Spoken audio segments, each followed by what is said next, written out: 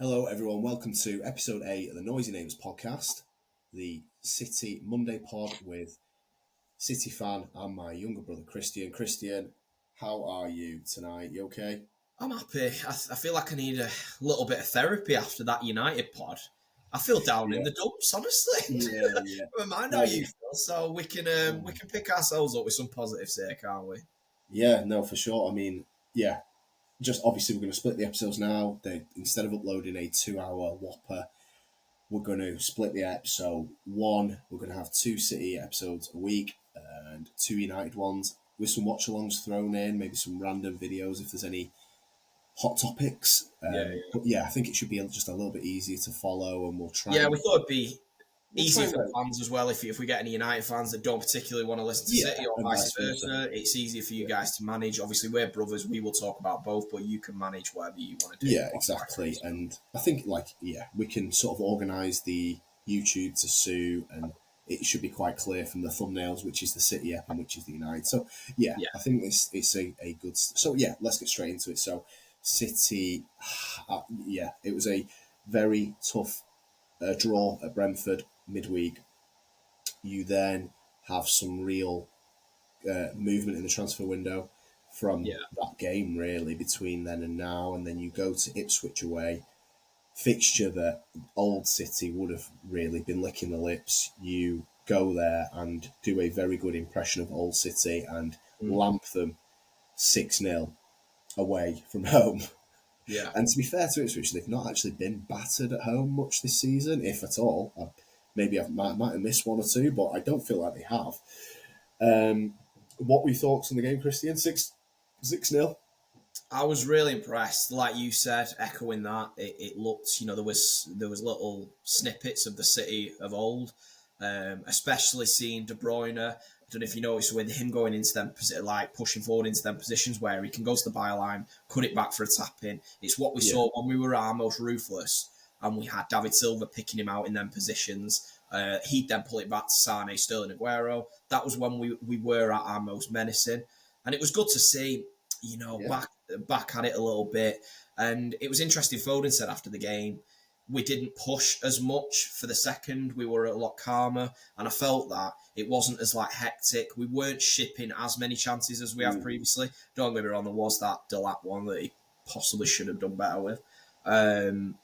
But I think you are going to find that with City at the moment. Diaz coming back in is huge, and you can see he calms the defence so well, and he organises. Not just that, you just looked more confident throughout the pitch. Weirdly, he instills confidence. He is a Rolls Royce of a defender. He's one of my favourite players. He's classy, so when he comes in, ultimately we look better straight away.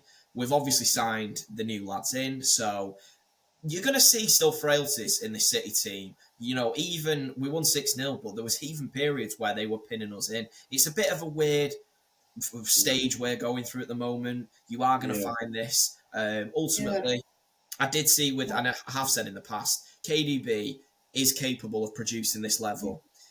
We are going to see it from time to time, but just nowhere near as frequent as we have been blessed with in recent years as City fans. So I'd like to see that people don't get on his back and appreciate, look, he is getting older. His knees can't do what they fucking once could. But yeah, the level we performed at was brilliant. I was so happy to see Foden in particular, who really looks like he's so much more confident now, and he's doing things. It was interesting. You said a few weeks ago, I think it was Aston Villa, and you were like, usually he would cut in and he would have shot in a certain scenario, and he was looking for a pass back. Just a lack of confidence. Yeah. Now he looks just like not being decisive. I mean, you looked very sharp, and we were talking about United's physical sort of deficiencies on yesterday and fucking Thursday. I thought yesterday was the sharpest and the most powerful you've looked all over the pitch. Even the players that you haven't really associated with, even in their peak, except De Bruyne, but like Kovacic, Gundogan, have never been like powerhouses. They were really, really sharp yesterday. They were, it's strange because obviously you played 3 days ago, which is and obviously De Bruyne seems to be getting his legs back a little bit.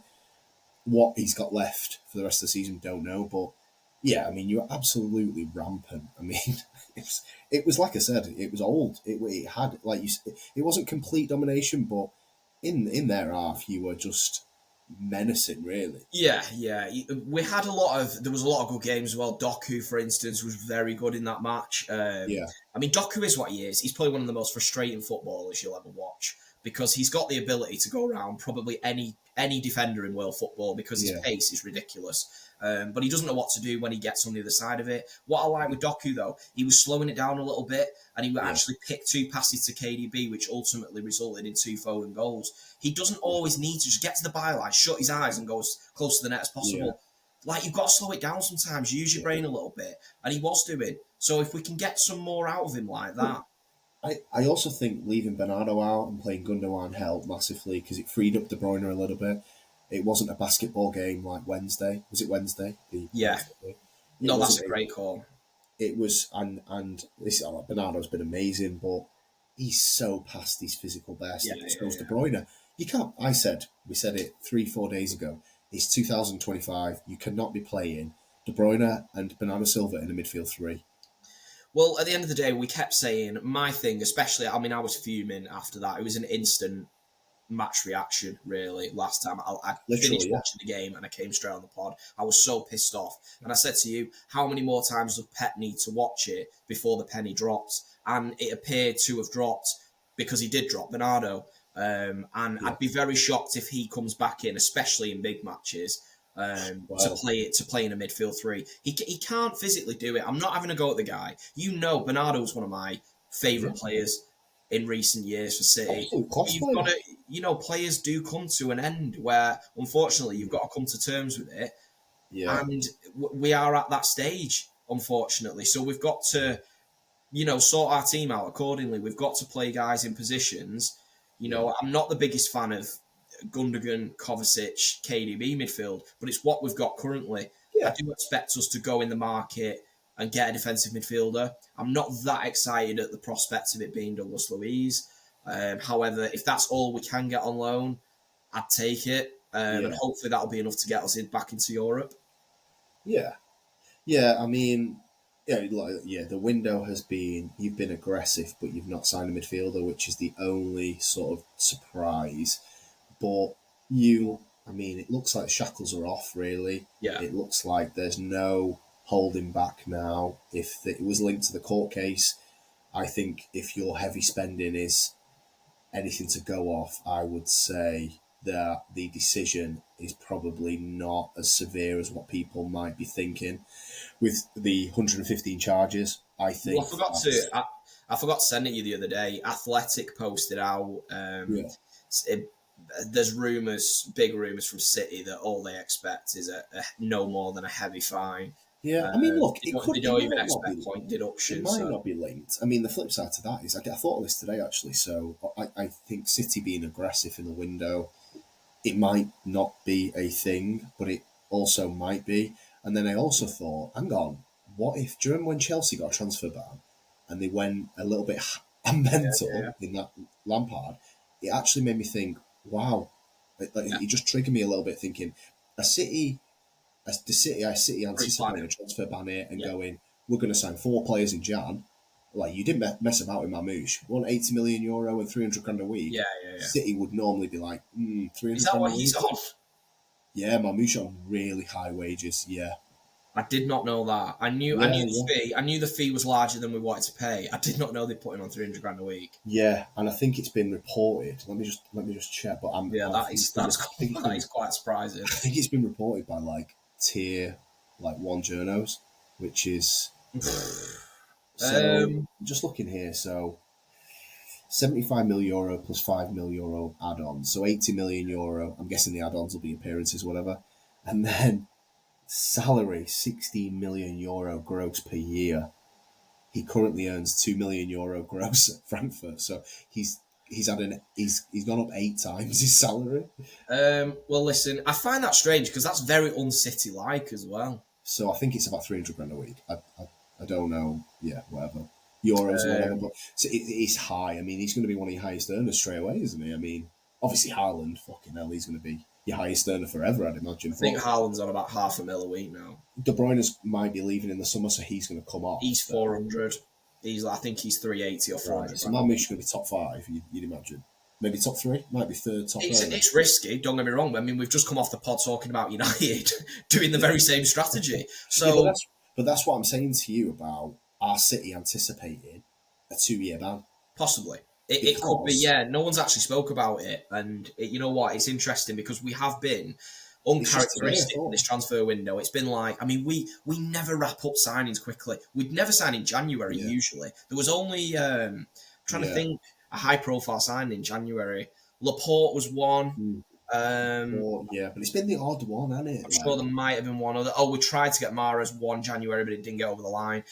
We've not really done it that often. Pep doesn't even like doing it. So the fact it has come through and we've been super, super aggressive, too young. And as well, if you look at the players that we've signed as well, we've got an 18-year-old centre-back, so they're definitely looking future-wise. And I think the other lad's like 19, 20 as well. That Kusanov, who they announced today. Yeah, so, I think it's very possible. Hey, look, it could just be a coincidence. You didn't spend in the summer, maybe you just want to spend. But look. While we're on the subject of Mamouche, I just wanted your opinion on it. I've been hearing a lot of idiots talking.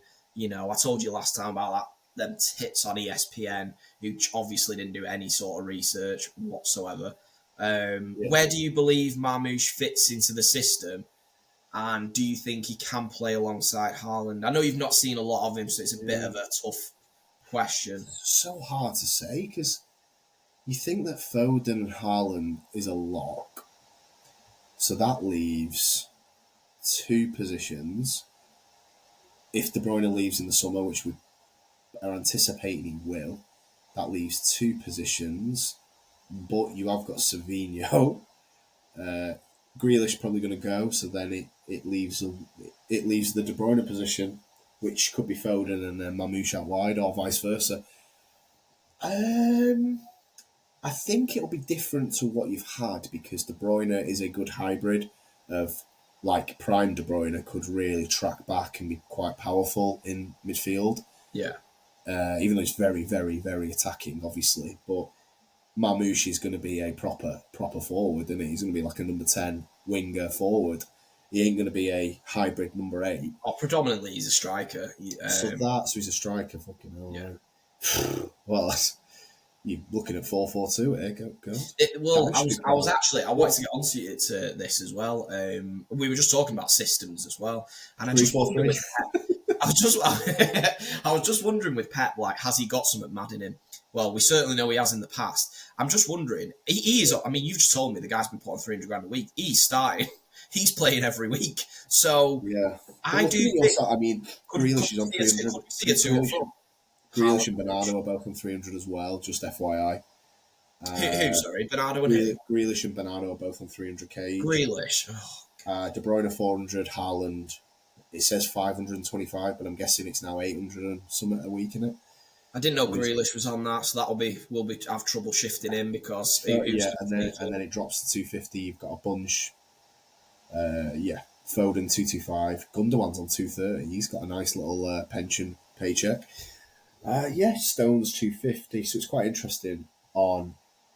I'd say Edison's only on $100,000 a week, which is quite wild considering the time. But weirdly, his thing is because people could go on at the Bernardo one, especially that he's fell off. But he only signed a contract renewal, and he was on $100,000 a week for ages. I think it was like $80,000 a week he was on. Yeah. So the majority of his City career, he's only been on $80,000 a week, and then for the last, ironically, as he's fell off, he's got a $300,000 a week one. Okay, so no, this Haaland deal does say 525 a week. Yeah, $500,000 on his current deal. So yeah. Which is absolutely fucking madness. Shout out Haaland, $500,000 a week. I think there could be a scenario, me personally, where I feel Pep wants to switch this up and do something different and possibly play 2 strikers. He's never been completely rigid, and how long is he going to stay at City? He's going to want this international, you know. Well, he signed a 2-year renewal. Well, then again, he's fucking divorced his wife, hasn't he? It sounds like over City she wants. So. Yeah. I mean, he's going to have to build I don't know if Liverpool are going to capitulate after this season with their squad, but he knows he's got to improve because you are 4th. So I'm interested to see, and like I said, if they're anticipating this, if your heavy spending is because a band's on its way, he's got his work cut out. As great as this squad can be, if you can't sign for 2 years, and that's Pep's last 2 years at the club, he's got to figure something out because De Bruyne and Bernardo are going to be gone. There has been no reports, to be honest, of like City Tier 1 journals even mentioning the possibility of a transfer ban. Oh, no, this is just from my perspective. I know. I don't think there could be, only because I think it's a completely different sector. I think a transfer ban's related to other sort of not crimes, but other whatever. You know, I honestly don't know. It was just a outside the box. I know what you mean. Yeah. Listen, I don't know. It could be, possible. However, I think with City, I think it'll be interesting going forward. We're going to see Diaz. Like I said, he's our main guy at the back. I know we're in for a fullback as well, but I don't think that's going to get over the line in January. I think they're saying that's a summer jobby. Juve don't want to sell at the moment. It's the midfield. It's the midfield too, isn't it? Because obviously Rodri's going to come back next season. I have a feeling with the midfield. I don't think we're going to see a marquee. Like people might think. I don't think we are going to see like that Atalanta guy. I can't see that happening. Edison is I don't think that's going to happen. I don't think you're going to see like an 80 million midfielder coming in. Ultimately, Rodri's our guy. I think the Luis one is very possible. It's very uncharacteristic of City. It's much more United. You love a random loan that we never see again. Yeah. The only thing I would say is with Rodri is there's just no guarantee how that first 12 months post ACL is going to look. It can be, especially the role he plays, and as well the amount of games that you need him to play. So to think he's going to come in and we don't know, do we? Everybody, a lot of people deal with their recovery differently with a serious knee injury. I don't know how. You'd be surprised that if he plays 60 games, it'd be probably half. Yeah. So you're going to be looking at. Yeah, I mean, you'd think there'd be reinforcements just to at least rotate Rodri, however he plays, just for his physical. I mean, look, a few people watch this. So I've had ACL reconstruction. Your rehab doesn't stop after 12 months. It's 24 months. It's just you can start playing in the second 12. That's what they say. So yes, your heavy rehab is the first 12. Then you start playing, but it never stops. Once you've had that ACL graft, you have to continue that rehab all the time. Obviously, it's why you're prone, isn't it? Once they've had one, you're prone to it going again, aren't you? We've seen it so many times where an ACL's gone, and then you have the overcompensating on the left, the opposite knee, which can happen as well. So there's your whole physio and gym work changes for the rest of his life. The surgery's come on amazing. I mean, I think Gaza. It was a career ender before Gaza. I think Gaza was the first player to have the ACL reconstruction. Before that, it was over. You didn't. You tore that ligament. You didn't play again. So you think of players in the 60s, 70s. They didn't have ACL grafts then. Didn't happen. So it's come on a long way, hasn't it? And you do see like loads of players now have had it and have got back to the level. It's not that. It's just. Ultimately, you have to have that in the back of your mind of, is he going to be, how long before he is the Rodri of the Ballon d'Or Rodri? Yeah, I think we definitely need, like you said, there's going to be a lot of rotation next year. We can't be throwing that guy in and him playing. I mean, I think that season, he played something close to like 90 games because of the Euros. It was something stupid. Like something was going to go with him, and it did ultimately. So we need some rotation. I think for this year, though, I'm just meaning for January, I can't see a marquee one coming in the next week. No, I'd be shocked. I think there will be a sort of like a makeshift Douglas Luiz situation. I'm not saying necessarily him, but I think it'll be somewhat along them lines. Unless the only other option is if City have scouted a young lad that they could possibly pick up for 40, 50 mil. Another potential. But if they do something like that and then they see them as a long term, that they're not going to come in and want game time ahead of Rodri straight away, possibly that's an option. Yeah, I mean, I think that you would be looking at. I mean, how do you feel going into next? So right now, let's play devil's advocate here. City get a transfer ban of 18. Say, okay, let's just say one window. You can say you can't sign anyone this window. Yeah. as in the summer, and this January. time next year, January. So the next time you can sign players is 2026 Summer. July, right? Currently, your midfield, and De Bruyne is going to go. Bernardo might go as well. So your current midfield is Gundogan, Kovacic, Rodri, back of an ACL Rodri. How do you feel going into potentially a full year of no signings with them three? Do you think you're undercooked in centre Massively. mid? Yeah, massively. They would need. You would need at least. I don't even think two. I think you need three. I think you would need. You need a Rodri replacement straight away, where you can have a rotation with Rodri. Like you said, we don't know the condition he's coming back in. We don't know, and also we don't know what long-term version of Rodri we've got. I don't want to be, depressing here, but we've seen it a lot where players have not come back the same after an ACL. I do think Rodri seems the kind of guy that has looked after himself, ultimate professional. If anyone's going to have the chance to come back at the same or close to level, it would be him. However, you can never guarantee it. They're fucking nasty injuries. So then you're looking at further up the pitch. I think City need to go in. They are gonna replace KDB. They're gonna be aggressive and try and sign someone big, and they will have someone. Then for me, is Mamouche effectively going to fill the minutes, even if it's not the position of De Bruyne? Is Foden going to have to play the legit number 10 role? Yeah, possibly. If Foden, and also you've got to remember, Foden has banged on for so long that he wants that position. And at the end of the day, he was at his best in that position when he won Player of the Year. So you've got to roll him out. You've got to give him the benefit of the doubt. Play him in that position. I'm happy not to sign Marquis in that area. Like, I'm not going to say go and spend 150 million on Florian Wirtz when we've got fucking Foden here. However, we do still need some sort of rotation. Like, I'm not saying this guy, by the way. I'm just saying some similar sort of level to like a Maddison. You need some sort of rotation where a guy can come in and do a job. And Morgan Rogers would have been fucking perfect, obviously. Rogers would have been good, So we will definitely need reinforcements. And I think you'll see an aggressive summer on top of this, providing, I mean, if God, I mean, that would be bad. I think you're well set. I mean, look, it looks like, so looking ahead to PSG, you blitzed Ipswich. You laid an egg at Brentford, but how are you feeling at this massive? So, I suppose just for context, have you seen any PSG? I'm guessing you haven't. I've not seen anything of them. So PSG, I've read they're not looking so great. They are unbeaten in League One, but I suppose the more Champions League. They've not lost. They're down there with you, aren't they? It's a huge game. Yeah. So their midfield is, you're going to know their midfield. It's Vitinha. Fabian Ruiz, who had an incredible Euros. I mean, God, I'm guessing he's not maintained that level because he would be on social media weekly. He was absolutely ridiculous in that tournament, which was great because they beat us in the final. And the third midfielder is João Neves, who I was trying to tell you the other week that they bought in the summer. So João Neves from Benfica. I think that's their midfield three. I'm not 100% though because I've not watched them. I'm just going off what I think they will do.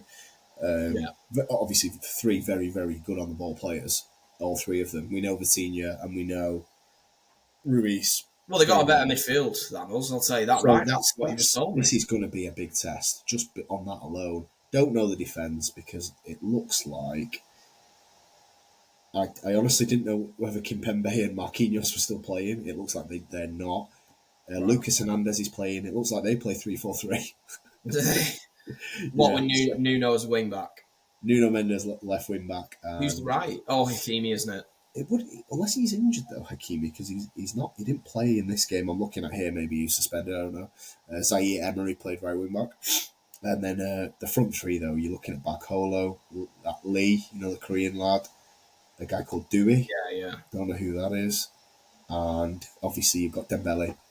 So from the forwards, you absolutely batter them on. Yeah. Defense, I don't know whether. I'm guessing he can't play, can he? The fella they've just said, Kvaratskhelia, he can't play, can he? He can't play, he's cut tie. So yeah, that's a biggie because he probably would have played. So really interesting because it's going to be a great game because they have better midfield. you have better forwards. I don't know how good these. It's an interesting. Well, we should mention we're going to do a watch along for that as well. All being well, it will be interesting, mate. I'm looking forward to it. It'll be an absolute battle. Ultimately, what I'd always say though, always said to you growing up, if you go into a game and the opposition have got a better midfield, usually you lose. So I'm not the most optimistic, and I know some people might watch me and my City segments and be like, "You fucking depressing," especially on the back of a 6-0. But I'm not going to talk shit. I've watched us all year.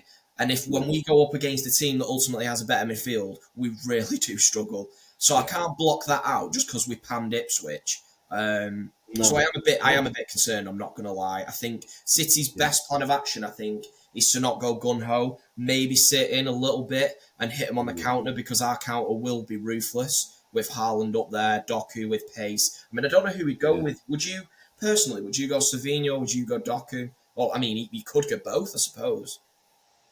You know,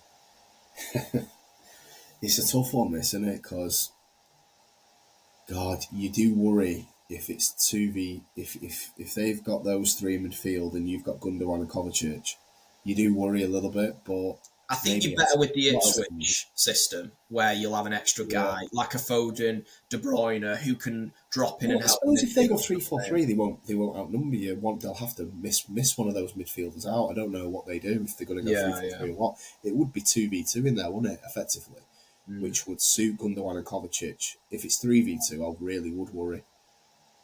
You've got to probably. I wouldn't go Doku.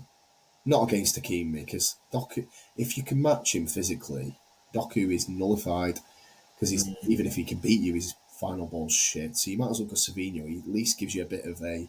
I think Hakimi will struggle more against Savinho. Yeah, I agree. Hakimi's a great fullback. I mean, he is one of their better players. I mean, I would love Hakimi. But defensively, there's question marks on him, as with all fullbacks. But because the more obsessed forward, aren't they? He can hold his own physically. So Doku shouldn't be causing him problems, whereas Savinho could.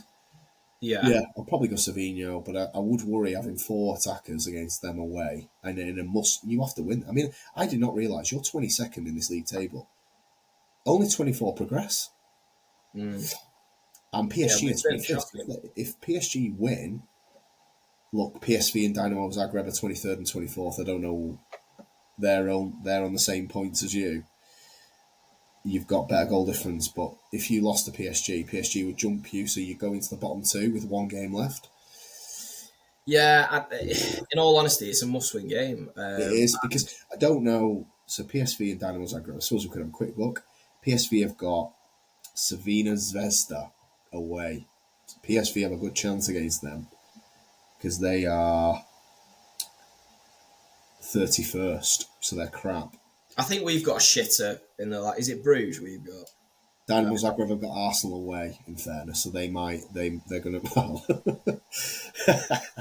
I don't know. But there'll be some time wasting, I tell you that for free. I think there's a good chance you could be, if you lose, if you lose and the other 2 go the way they should, you would be 24th going into the final game. Who is your last game, by the way? Do you know? Like I just said, I think it's Bruges. Right. I think. It must be Bruges at home. So yeah, you're right. I think. Yeah, is it that? Yeah. It's not even on there. Yeah. Sorry. Yeah, you got Club Bruges. Okay, so. Oh, the games we've thrown as well. We're such fucking clumsy bastards. Yeah. We were. Game where we were 3-0. Oh, Feyenoord. It's massive. That put us out. 24 teams progress here. It's not harsh, but yeah, I actually do think. I think you'll. I think there'll be goals, obviously, but I do think you're going to win. I think maybe 3-2. I think it could be a class game, because I do. It should be. There's one thing for sure. It's going to be entertaining, because they're going to go for our jugular and we're going to go for theirs, because we don't really have another way to play. Mate, it's going to be great, because like Nuno Mendes, and if Hakimi is playing.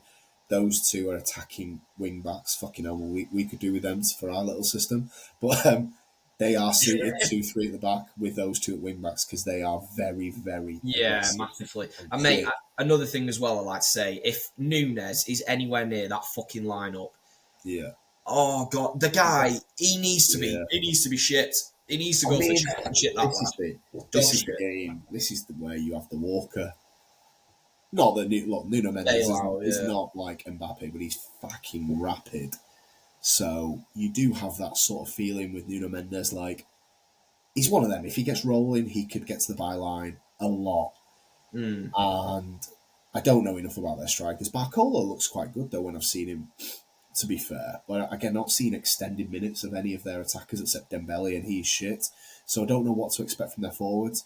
City have got to give them a bit of a warning, haven't they, early, and show that, for instance, you can't let, like, if their system pens you in and Nuno's got free reign, you're going to have to punish them at the other end and let them know Savio's dangerous as fuck going forward. It's going to be mint, mate. I'm just talking about it now. I'm really it's exciting, man. I'm really they're 25th, so they're actually out of the qualification zone, or as it is.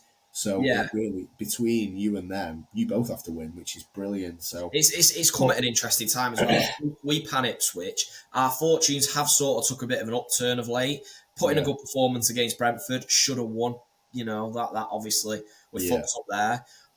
It's come at a bit of a mad time because you've got Fabrizio posting like City are back, and you've got like City fans like me who are more realistic, like there's still massive problems. I think if you win this, you really feel great going into these fixtures, and you're excited. Yeah. I mean, look, you should be full of goals, and that's the best. But the thing is, a lot of these big fixtures that are coming up as well, they are all at home, most of them. So it is a massive chance. If we can, I tell you what, if we go away to PSG on the back of that 6-0 and we get a result, that's huge. Especially with the new signings coming in, that we can slot them in as well. It'll be such a massive confidence boost. There's one thing though, because I didn't do much on the Ipswich on the Ipswich game. Foden honestly looked brilliant. I think we need him. I was saying a few weeks ago, them darting runs into the box. We don't have anyone else that can do that in the team. KDB's not that level anymore. Well, it's not that he's not that level. He's nearly at 100 goals, Foden, which is incredible. He's actually a low-key great goal scorer. He could end up with, Haaland. Haaland's going to play another 10 years. He's going to be your all-time goal scorer. He's going to be the league's all-time goal scorer. He's going to be City. But I tell you what, you wouldn't rule out Foden being your second all-time goal scorer this year. No, he will be. Yeah, he will be. And Aguero must have an absolute shit ton, but he's like 200. Foden low-key is a good goal scorer. I tell you what, fun fact for you, you're not going to believe this. Phil Foden had 5 Premier League goals at this point last season. That's mad. That's crazy. You know, he's got more than that this year. You know what, on that, I was just going to say, he's got 6 Premier League goals, and when you look around, right, and just do a little bit of research for me, right, if you've got that up right now, how many goals has Saka got this year in the Prem? I know he's got a lot of assists, just how many goals has he got, though? Saka? Because I think it's 5. Yeah, he's on 5, yeah. Right. So I'd just like to say something on that, because I've seen Arsenal fans, in particular, fucking battering Foden, saying he's shit, he's had the worst year. Their star boy, yes, okay, he's done well assist-wise, but they're battering Foden, and the media has crucified him as well, especially after the Euros, I'm saying how shit he's been. At the end of the day, the guy's on 6 goals. You're looking at other players around there, who's really got more. I mean, whereabouts are you looking? You just told me in United's side how many they've got, for fuck's sake. Yeah. Looking at like twos. Diallo's got 6, but other than that, he's got more than everyone else. Yeah, Diallo's apparently in the best season ever. Gets a new He's only matched what Foden's done.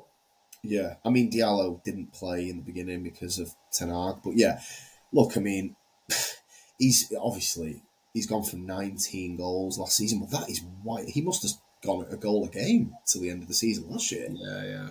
To be on, he had some as well. I think he got a hat trick against. Said it the other week. Brentford. He had a couple of hat tricks, but So, look, I mean, Foden's a class player. It ain't gonna be his goal. Another thing, you don't really want to start. You don't want to get involved in the social media stuff with Saka and Foden because they're both very good footballers. And they're better than stats, in my opinion. Look, you've got to turn up and you've got to deliver goals and assists, but they can both have good games and not score or assist. And listen, I wasn't having a go at Saka, but Saka is absolutely class. He's brilliant. I mean, we've seen how much they've missed him. He's gone out of the team. They can't do fucking shit, can they? And that's testament to Saka. Yeah. It's just a shame that we're similar in it, and for England, we can't get the best out of both. Well, them two and Bellingham, because of probably Foden and Saka just play similar.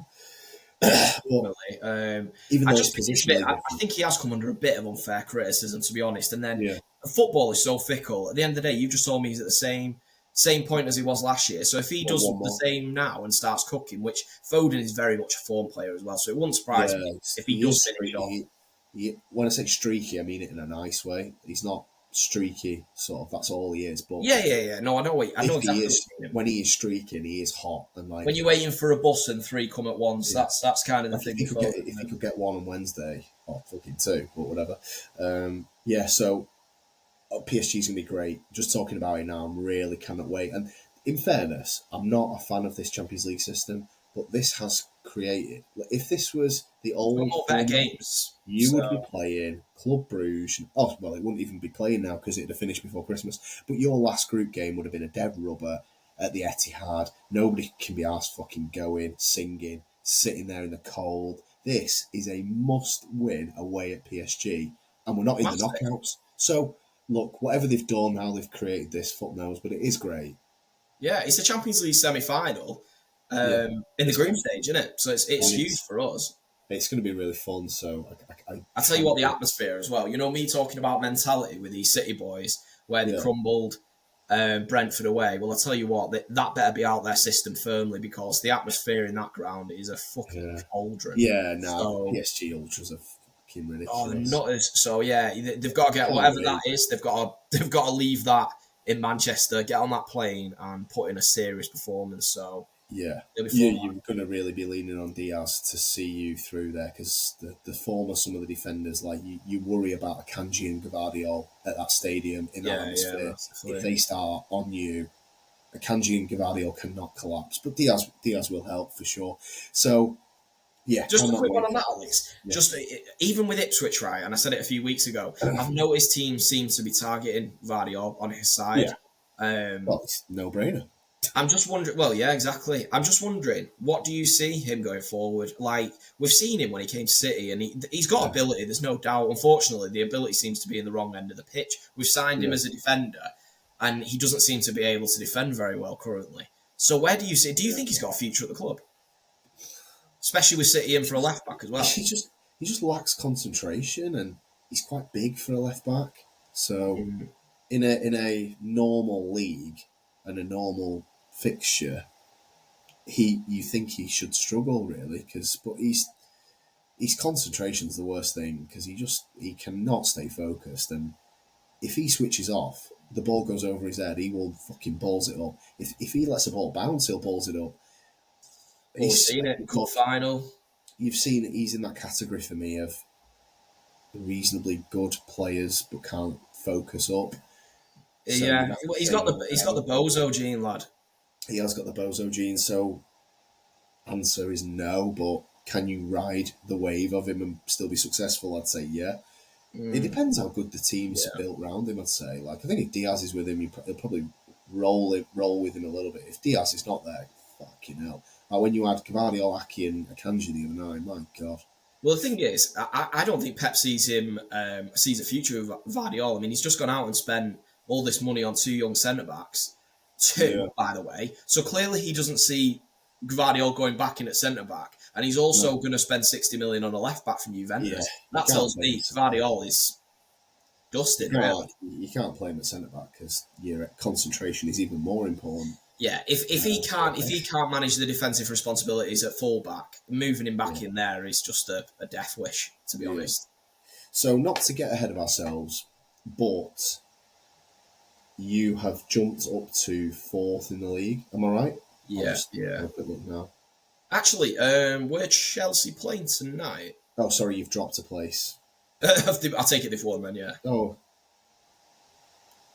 Yes, they've won 3-1. against They're playing Wolves. Wolves, yeah. So Chelsea have gone above 2 points above you. You're fifth. You're tied with Newcastle on 38 points. So you and Newcastle have identical records. But weirdly, mate, it's a massive one because we go to Champions League away to Paris, which is a must-win, and then we've got Chelsea at home, which is like the battle of the top four. So we've got 2 finals in a week. Have you seen that we are almost guaranteed for whoever gets fifth will get Champions League this year? I did not know that, no. So I think it's like 98% that the Premier League will be awarded the extra place this When's year. that announced, like, formally? It's at the end of the season. I think it depends on... I don't know, to be honest. I don't know the metrics, but all I know is that I saw something the other day. It's a bit rough because you can't rely on it. Not really, but I think it's related to performance in Europe. So I would guess because Liverpool are doing so well in an Arsenal, I'd say that's probably carrying a bit of the weight for the Prem. Oh, and Villa. So really, I mean, I think the thing is, if City progress out the whatever fucking top 24 it'll be, I think we'll be like really locked in for that fifth place. So yeah, it is a big game, like you said. Chelsea, are you away? So at home. Home, yeah. So that'll be a great one. That'll be an interesting one. Some fixtures coming up for City. Obviously, you feel a little bit better now after obviously Ipswich are crap, but. Yeah. I feel better, but the thing is, Alex, if we go to PSG and we show signs of like Brentford or shipping chances early, I'm going to be shitting myself straight away. Of course, so it's a weird one. I can't go into the game fully confident because we slapped it at a very poor Ipswich side. But I'm not saying they are poor in general. Just on that day, they were really bad. I mean, they gifted us a couple of goals. Really, you think look, Forest are in that top 3 at the minute. They're strange, man. I just wonder when they're going to drop off or if. Yeah. So, let's say Forest make it, which is incredible. It's then between Chelsea, City and Newcastle for the 4th and 5th spots. So it is a biggie, like you said, because Newcastle had really struggled. It was a surprise one, wasn't it? But you and Chelsea, if they beat you, they would go 5 points ahead of you. If you beat them, you'll go above them by a point. So a 6-pointer as they... Yeah, man, honestly, it's going to be a mad one. So yeah, what day is that? Sunday, I'm guessing, if you play Wednesday. Saturday night. Oh, yeah, Saturday night, right? Yeah, 5:30 kickoff. God, Klopp would be fuming with that. Fuck you know. Oh, no. Wednesday night in Paris. You'd be really on it.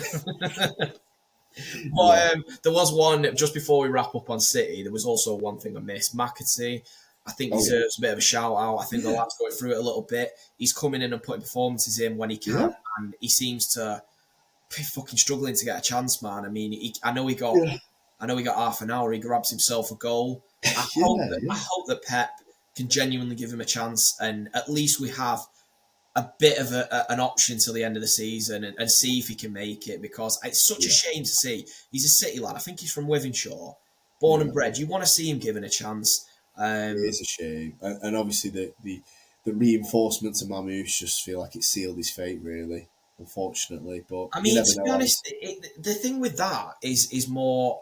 I don't think that could really affect him because Mamouche is going to play far up, so I don't think that could be the problem. It seems to be he doesn't trust McAtee in a midfield as part of the midfield 3, which is more damaging. But what I would say to that is you've trusted Bernardo there all year, and his legs were left in 2024. So I don't see the problem in giving this lad a run.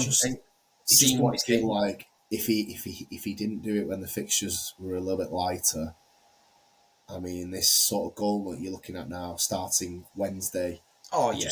He's not going to get a chance in the next month, is he? He might not even be getting on now, where he has been getting on in for 20 minutes here and there. Yeah, probably not going to work out for the lad, but fair play. Look, he's trying his best, isn't he? And he does deserve a bit more of a shot. It's just the pressure's on City to... We'll see. I just hope I'm not going to see him go to another Prem side in particular and watch him rip it up, because it just seems to be happening all too often with City these days. With a Polaroid opposite to you. You give shithouses 3 years at the club. We're shipping them off before them in, and it's a shame, man. It's going to be tough to watch. Yeah. Or even if he goes Bundesliga and starts ripping it up, and then a Prem club comes in for him for 70, 80 million in a year or two, it's going to be a bit rough, but we'll see.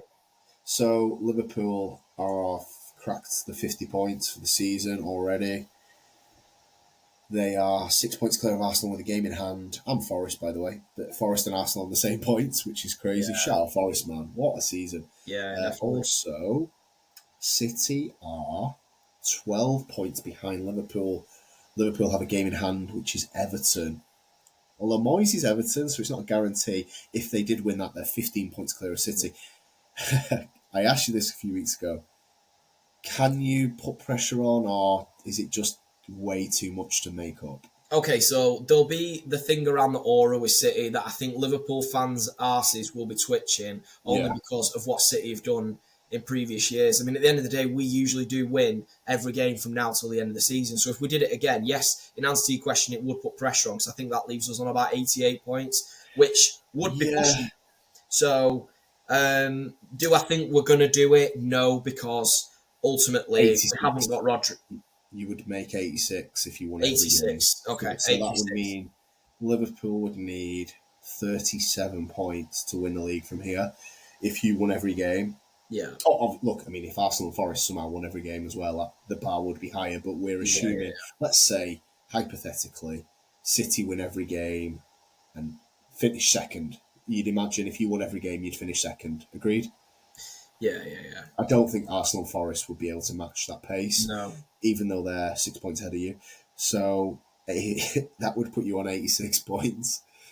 Liverpool only need 37 for 51. So it's not. It's the thing is with it, Alex. It's not the City team that we've seen in the past that would go on and do these runs. Yeah. So do I think they're capable? No. I think ultimately we don't know what level these guys are going to come in at. Even if Marmoush is ridiculous and he starts banging in goals, there's still a problem that we're leaking just as many, if not more. So I think all I want for the rest of the season, I think Foden said it well.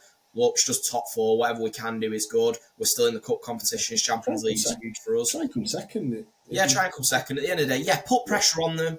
But if you could, it would be amazing. Mate. I can't see them. For them to feel it, it's just. But yeah. And Arsenal. By the way, why is it our responsibility to put pressure on? Is it not Arsenal's turn for a bit? Arteta 700 million deep, crying he needs another fucking rebuild. Yeah, it could happen, isn't it? Arsenal. It just feels like that on Saturday for me was. I feel like they won it then. To be honest. Yeah, exactly. Time will tell, but if just some Liverpool fan has gone into this in a bit more detail, they're probably panicking. But they said, hypothetically, if City won every single game, Liverpool would need 37 points from the next 51 available. And that spells out 11 wins, 4 draws, 2 defeats. So they could win 11 of their last 17 and win the league. So they're in a very good situation. And apparently they were actually. I know it was a late double by Nunes, but I think it was worked that out. By the way, God, how are they twitching that bad? We're the worst City team in about 10 years, mate. Why are they that panicking? It's funny because they've actually quoted that accounts for City winning every game and Arsenal, Forest dropping 6 points. So they're actually assuming you're going to come second. But then they're not. Arsenal aren't even in the question, are they? In fairness, look, it's hard with City because you could come crashing back down to earth in 48 hours, and then Chelsea. Oh well. To be fair, I mean, you on that watch along was probably one of the funniest things. So in a way, you're probably hoping for some PSG demolition job. So there's something similar from my end, but honestly, hopefully start and hopefully we put in a serious performance. Yeah. So come on, the boys, get it done. Yeah, no, that Southampton watch along was fucking biblical, as Liverpool would say. It was one for the ages, lad. You couldn't write how shit we were and how angry I was.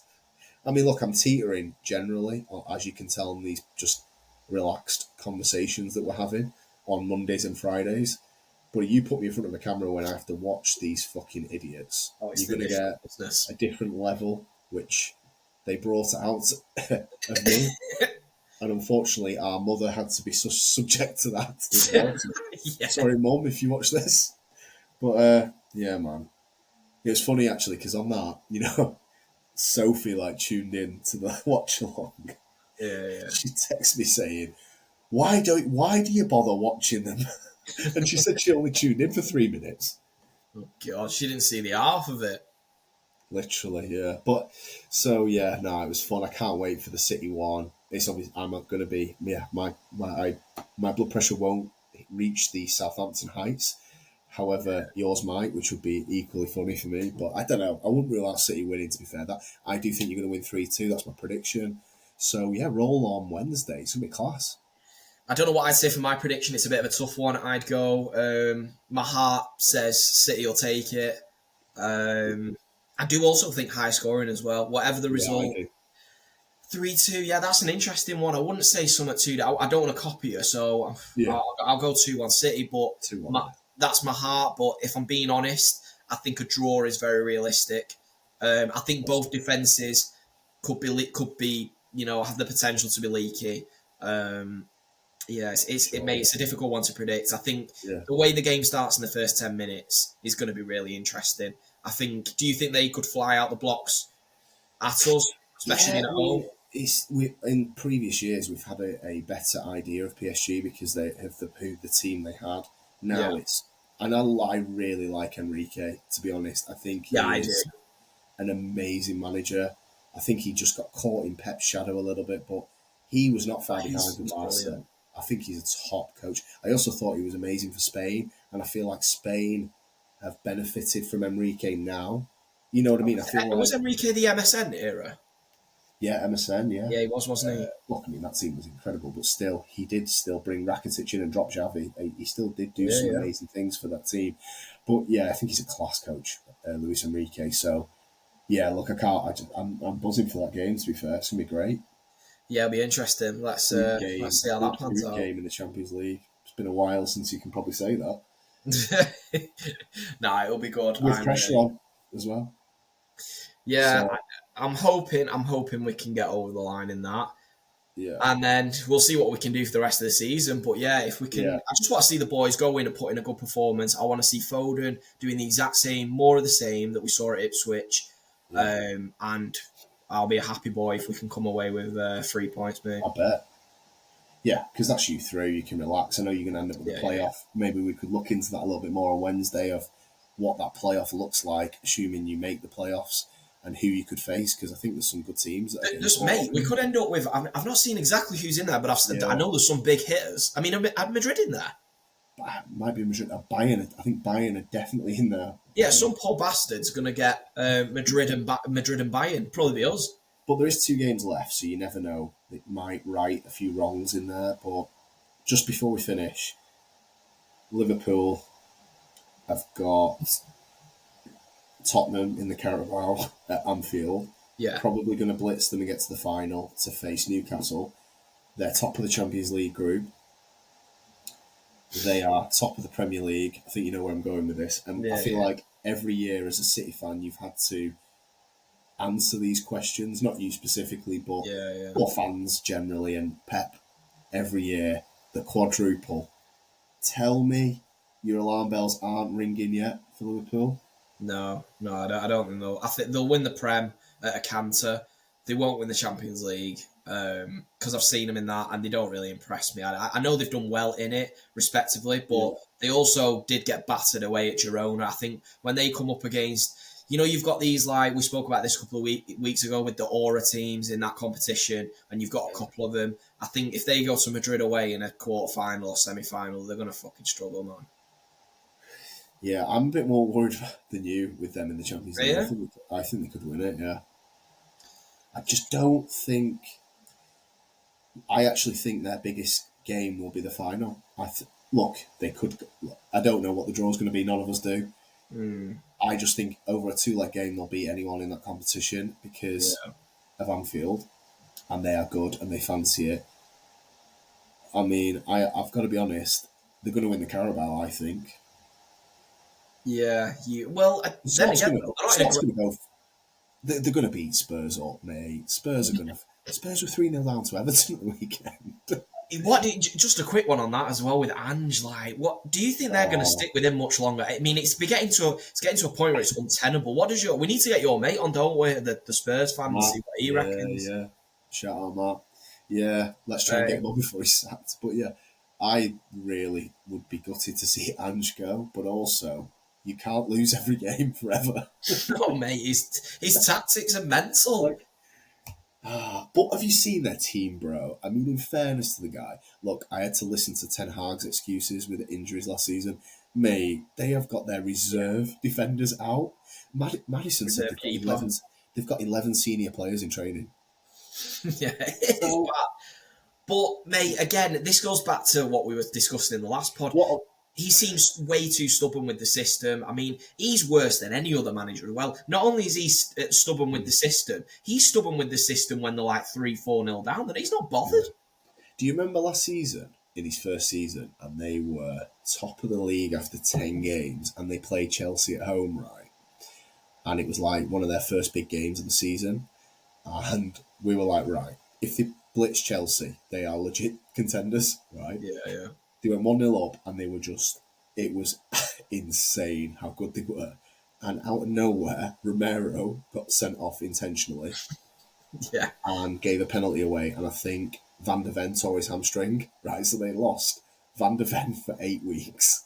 And then in the second half, Udogie got a red, and he missed 3 games. And I just feel they've never recovered from that game. And I know it's only one game, and it's literally a different season. I just feel like ever since then, Romero and Van der Ven haven't been able to stay fit. Now they've lost their goalkeeper. Udogie can't stay fit. Mate, I do feel for him a little bit. And I don't know, we did a good job at boosting the confidence at the Etihad. I think they were 4-0 up in half an hour or something mental, weren't they? Look, they are not going to get past the Anfield test. Not if they smell blood. You wouldn't think so. Yeah, look, weirder things in football have happened, but currently the way they're playing, I can't see them getting through. Do you think Liverpool? Right. So, do you think Liverpool will win the Prem? Yes. Yeah. Do you think they're going to win the Carabao?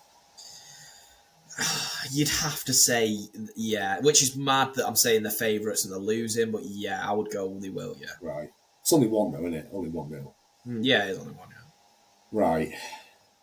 I just think Champions League wise, what I will say, they could end up doing the domestic. Do you reckon? They could sweep up domestic wise. That wouldn't shock me. Because I think they're more efficient than everyone else in the Prem. They're probably the best team. I mean, well, the table tells you they're the best team in the Prem. But I mean, even on the day, I don't think many teams are going to actually be able to beat them. So I honestly think if City don't beat in the FA Cup, they'll win that.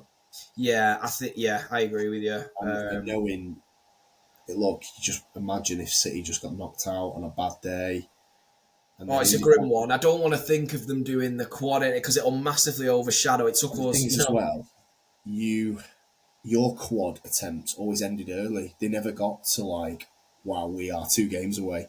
What I'm actually seeing with these, you've been able to coast the Prem, which they might be able to coast the Prem, but they might be able to smell the quad. And that is I am really, look, you can't say really concerned because you've not even seen the last 16 draw the Champions League.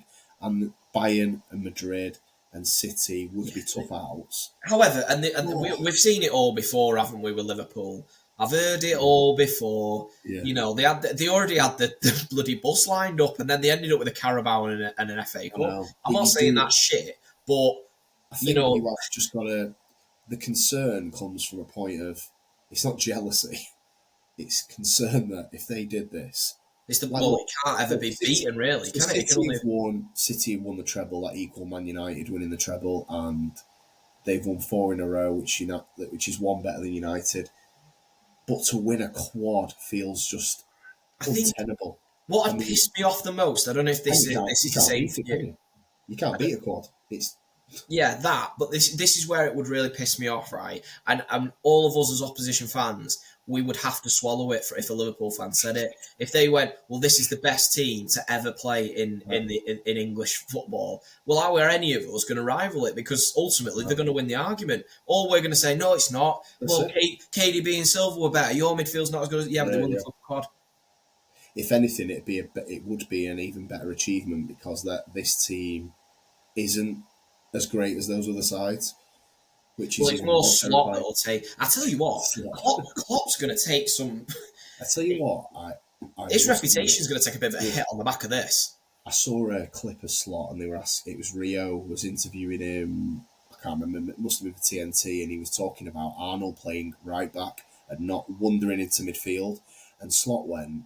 I just loved his answer on so many levels. So Rio was like he was doing the touch screen, so he circled Arnold and put an arrow, and he's like, last season he'd have been picking up positions here and spraying balls there, and Slot went, just play it forward, and he went, pause it, and he went, those two are better in them areas than Trent, and he pointed at Gravenberch and McAllister and Soboslai, and he went, Trent's amazing, but he said, they're not. He's not as good as them two, so why would I do it? And I just loved it. I loved how simple the answer was. Yeah. And I just thought, you know what? He's the reason Slot's been amazing this year, and Liverpool have, is because, like you said, efficient, simple. They're not trying to reinvent the wheel. They're not trying Dallo inverted and all this other stuff. They're doing the basics, but they're doing them fucking well. I've got a back four. I've got two midfielders who do a bit of graft. I've got three, sorry. Soboslai gets through as much work as anyone. I've got a number 10 who helps with the press. Yeah. And I've got a front three where I'm going to get enough goals at the end of the season. Four if you chuck Nunes in there, who fucking won them a game Saturday. I think as well that, because they're going to have a difficult summer up, ahead of them with the contracts and the Trent situation. I'll tell you one thing with Trent, he's got to be careful what he wishes for with this Real Madrid move, because I will give you exactly, not what I think will happen, what will happen, right? Because we know his frailties in defence. We've seen it. Everyone in the Prem knows Trent, going forward, he's got an insane cross on him. Brilliant player. However, at the back, he's always been sus. And when you go to Real Madrid, right, their fans are not going to think they're buying a right back who can't defend, because they're thinking we're getting basically £100 million player. So they're going to think, well, he's got the right back shit down to a T. What we're looking at is going forward. What they won't be expecting is Bilbao away when he is getting absolutely fucking cooked by some randomer. Do you know what I mean? And the old hankies will be out 20 minutes in. So I don't know, man. It'll be an interesting one because I do genuinely see there being a bit of upset amongst Madrid fans when they see what they're really getting in terms of his defensive ability. Probably. Yeah. I mean, we see it a lot with Trent, and his defending is substandard, but yeah, look, I mean, I'm probably getting a bit carried away. The Champions League group stage hasn't even ended yet. It's just when you feel they've already... you can't say they've locked up two because they haven't. But the Carabao feels like they're going to get there. I'd be stunned if Spurs got through with that. I mean, absolutely stunned. So then I'm looking at Newcastle, and Newcastle going to beat Liverpool in the final. The strong Newcastle, but...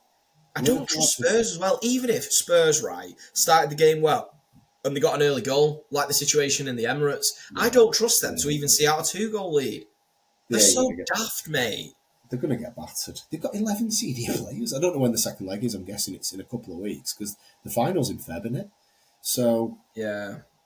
And look, I mean, if Arsenal could come back and they could stink the gaff out in the final and maybe win a tight game. But Liverpool are just a bit better than Newcastle. Newcastle are like a poor man's Liverpool, where they play similar way, but Liverpool are just better. It's a worrying prospect, I'm not going to lie, but we'll have to see how it pans out, mate, and we'll go with it. Yeah, we'll review this if they're in the Champions League semis with the Prem and Carabao wrapped up. That's it, yeah. With us two out the FA Cup. Yeah. No, because I am actually including us in that because we are somehow dangerous opponent in cup games. I don't know what United are just they're just a weird speed. That's the thing, right? Obviously we've knocked Arsenal out again, hilarious. You actually look at Liverpool in the FA Cup and you think, oh, Chelsea are probably dotted around in there, but Liverpool will beat Chelsea. It's like United and City are probably Liverpool's toughest out in the FA Cup, and United will literally be one of their toughest outs because of just whatever the hell is going on at United. Yeah, I know. So yeah, man. Let's just see how it goes with them. I'm not panicking yet, but... I will be at the end of Feb if they've wrapped up Carabao and they're 20 points clear in the Prem. Well, that's all the Carabao is. Carabao is just a checkpoint for the quad, especially when you're 15 points clear of City in the league. So, yeah, man, let's see how it goes. But PSG watch along Wednesday. Book it. Yeah, hopefully, any of you guys watching, hopefully you've enjoyed today. And if you can jump on, I should be. Hit a like and a subscribe, it'd be much appreciated. It will be entertaining because that game's going to be fucking end-to-end, man. It's going to be brilliant, manic. Yeah, and then for anybody that's got withdrawal symptoms from seeing me nearly have a heart attack on camera, we'll get a United one booked in as well. Come and see me. You can follow up with that. So, yeah. Okay. Thanks, Christian, for joining us. Awesome. It's See been you good. all on the watch along Wednesday. Cheers, guys. All right. Later.